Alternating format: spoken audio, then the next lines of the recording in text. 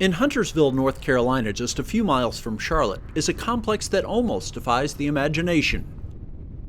This greenhouse is the largest single-site greenhouse in the world. The size of this place is hard to grasp and difficult to describe. We have 167 acres of greenhouse. Just to give you an idea about the magnitude of this place, we're as big as 5 to 6 Concord mills. The amount of product that is generated here is also a bit overwhelming. Year round, we produce about 120 million individual units, about 2,000 different colors, varieties, and species.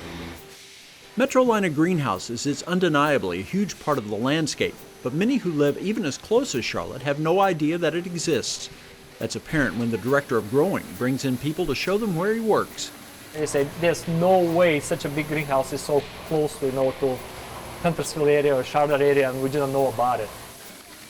At any given time, there will be around 700 individuals working at Metrolina. They're part of a coordinated effort that takes plants from seeds to sales.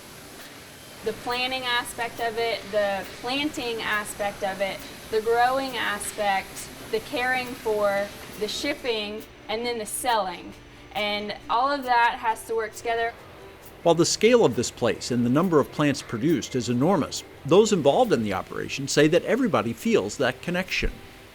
It's a huge place, but it's got a small feel to it. Part of that could be because Metrolina started as a family business and remains one 40 years later. Tom and Vicki Van Wingerden came over in 1972 with $5,000 and a dream. And they bought some property and built their first greenhouse.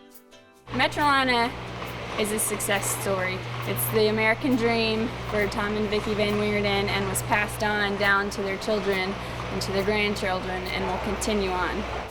That dream is not exclusive to the owners. It extends down to others, such as Yvonne, who worked his way up to his position as Director of Growing. I came as an exchange student through the Ohio State. Here I am, 14 years later, married with 2 kids, living the American dream. When I came, I hardly speak English, and we had only 40 acres. And now we have 167 acres. We're pushing $135 million in sales. Even for the people in charge of things here, the overall operation can be somewhat overwhelming. It still kind of actually blows me away every morning when I come. I say, oh my God, we need to take care of all this, and somehow it works.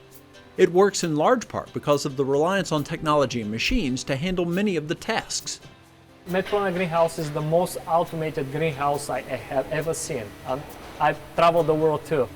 Much of that automation was designed and developed right here, from overhead cranes to the way the roof opens and closes, to transplant machines which work at a pace of around 1,000 plants per hour. Every single transplanting machine we have for robots actually has been invented by the Van Wingerden family, and they're pioneers in this business. Technology is apparent at every turn in the greenhouses.